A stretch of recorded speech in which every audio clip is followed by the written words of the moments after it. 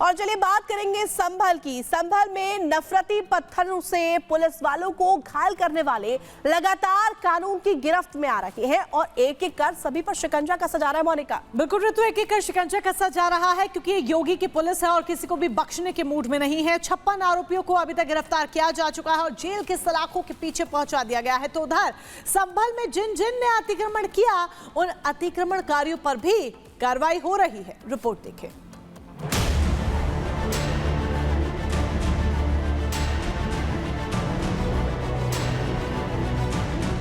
साल 1978 में संभल में रहने वालों को ऐसा दर्द मिला जो अब भले ही भर गया हो, लेकिन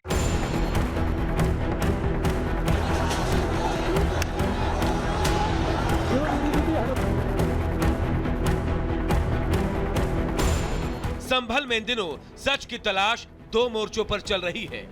एक तरफ तो संभल में हिंसा करने वालों की तलाश करने के लिए पुलिस लगातार अलग अलग जिलों में अभियान चला रही है और कामयाबी भी हासिल कर रही है। संभल हिंसा के दो और आरोपी गिरफ्तार किए गए हैं। इनमें से एक असद और दूसरा दिलनवाज निवासी कोट गरवी है। इन आरोपियों की सीसीटीवी के माध्यम से पहचान की गई। हिंसा मामले में अब तक 56 आरोपियों की गिरफ्तारी हो चुकी है। पुलिस ने इस मामले में 40 नामजद और 2750 अज्ञात के खिलाफ मुकदमा दर्ज किया था। संभल के सदर इलाके में 24 नवंबर को शाही जामा मस्जिद के सर्वे के दौरान बवाल हुआ था। उस बवाल में 4 लोगों की मौत हुई थी, जबकि 29 पुलिसकर्मी घायल हो गए थे। वहीं संभल में रानी की बावड़ी पर अवैध रूप से बनाए गए मकान को ध्वस्त कराए जाने की तैयारी है। नगर पालिका प्रशासन ने पहले मकान पर नोटिस चस्पा किया, उसके बाद अब नगर पालिका के कर्मचारी मकान को ध्वस्त करने पहुंचे। पालिका प्रशासन ने मकान स्वामी को 24 घंटे की मोहलत दी थी। दूसरे दल की खुदाई के बीच पहुंची एएसआई की टीम ने यहां काम को रुकवा दिया था। शुक्रवार को बावड़ी से सटे एक मकान पर अतिक्रमण की बात सामने आई, जिसे लेकर नगर पालिका परिषद ने गुलनाज बी पत्नी यूसुफ सैफी के मकान पर नोटिस चस्पा कराया। नोटिस चस्पा करने के बाद अब मकान को तोड़ने की प्रक्रिया शुरू कर दी गई है। नगर पालिका की टीम ने मौके पर पहुंचकर मकान को तोड़ने की कार्रवाई तेज कर दी है। 19 कूप और 68 तीर्थ मिलाकर के कुल 87 देव तीर्थ बनते हैं। उसमें 58 नंबर का ये देव तीर्थ है और यह कोतवाली के सामने है और उसको हम अतिक्रमण मुक्त भी करा रहे हैं और उसको जो मिट्टी है उसमें भर गई है वो भी। संभल में सनातन की लड़ाई ने कई सारी बातें सबके सामने खोल दी है, जिसके बाद कई अनसुलझे सवालों का जवाब भी मिलने लगा है। हालांकि अभी भी कई सारे सवालों का जवाब मिलना बाकी है। Bureau report, republic Bharat. तो संभल में पत्थरबाजों पर कार्रवाई हो रही है, अतिक्रमणकारियों पर कार्रवाई हो रही है। संभल की सर्जरी शुरू हो चुकी है, जिस तरह से सीएम योगी आदित्यनाथ ने कहा, लेकिन वो जख्म अभी भी ताजा हैं। उन परिवारों के जख्म जिनके परिवार के सदस्य 1978 के दंगों में कहीं ना कहीं उनसे बिछड़ गए, मौत के मुहाने तक पहुंच गए। ऐसे में वो परिवार इंसाफ मांग रहे हैं। बिल्कुल, 47 साल पहले क्या हुआ, 1978 में किस तरीके से दंगे भड़काए गए, यहाँ पर इस पूरे मामले को लेकर के अब सीएम योगी आदित्यनाथ ने लाउड एंड क्लियर कह दिया है कि अब संभल फाइल्स खुलने वाली है और संपूर्णतः सर्जरी होगी। रिपोर्ट देखिए आप।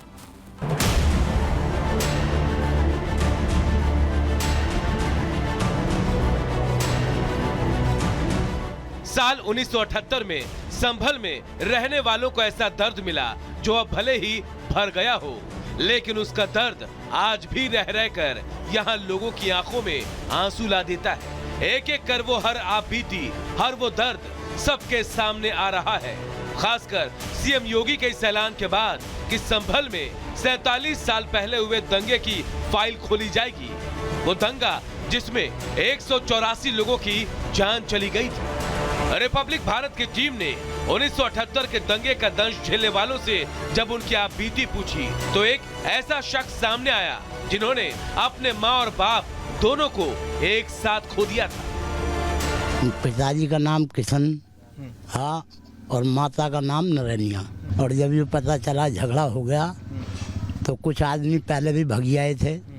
उन्होंने कहा यार वो कारखाने में रुक गए, और जब शाम तक ना आए तो हमने फिर खोज निकाली तो हमारे पिताजी की एक जूती और हमारी माता की चूड़ी, वहाँ ये चीज़ें पाई। कैसे पता चला कि किस तरीके से मारा है कुछ, मतलब क्योंकि कहा जा रहा है कि जलाया भी गया था, किसी हाँ, लोगों के हाथ पैर भी काटे। मतलब हाथ पैर काटे और फिर जला दिया तेल छिड़क कर। हाँ साहब, सजा तो मिलनी चाहिए।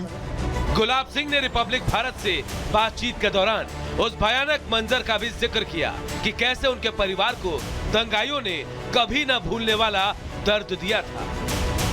माता पिता बाजार गए सामान लेने, तो सामान खरीदने गए। जब बाजार में दंगा हुआ तो वो मुरारी डाल के कारखाने में आएगी नकाशे में, वहाँ हिंदुओं की बस वही कारखाना, उसमें अंदर घुस गए और इन मोमडन लोगों ने 2 दरवाजे ट्रैक्टर से या ट्रक से तोड़ कर दरवाजे उसमें धस गए। उसमें कई आदमियों की मौत हुई, कोई मतलब जो है कि बॉडी ना पाई। संभल का दंगा कभी ना भुला पाने वाला दर्द जरूर है, लेकिन सीएम योगी ने जब यह ऐलान किया कि वो इस दंगे के पीड़ितों को न्याय दिलाएंगे, पीड़ित परिवारों को एक बड़ी उम्मीद सी दिखने लगी है। Bureau report, republic Bharat. संगम नगरी प्रयागराज में 13 जनवरी से महापर्व की शुरुआत होनी है। महाकुंभ में अखाड़ों का छावनी प्रवेश भी जारी है। बिल्कुल ऋतु, और इसी क्रम में शुक्रवार को श्री पंचायती अखाड़ा निरंजनी के आचार्य महामंडलेश्वर कैलाशानंद गिरी जी ने शाही अंदाज में छावनी प्रवेश किया। कैलाशानंद गिरी जी ने खास बातचीत में कहा कि महाकुंभ में गैर सनातनियों के लिए कोई भी जगह नहीं है।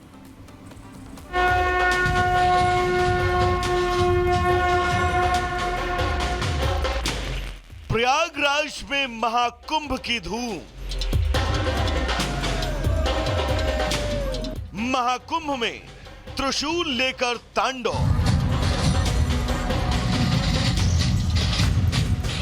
हाथी घोड़े पर संत, बैंड डीजे की धुन पर कलाकारों के करतब,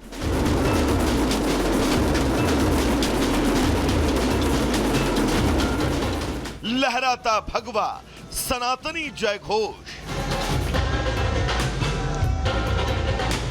प्रयागराज महाकुंभ के लिए तैयार है।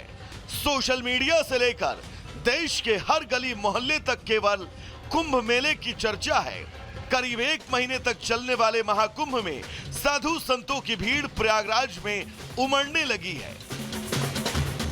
इस दौरान साधु संतों के एक से बढ़कर एक रूप भी देखने को मिल रहे हैं।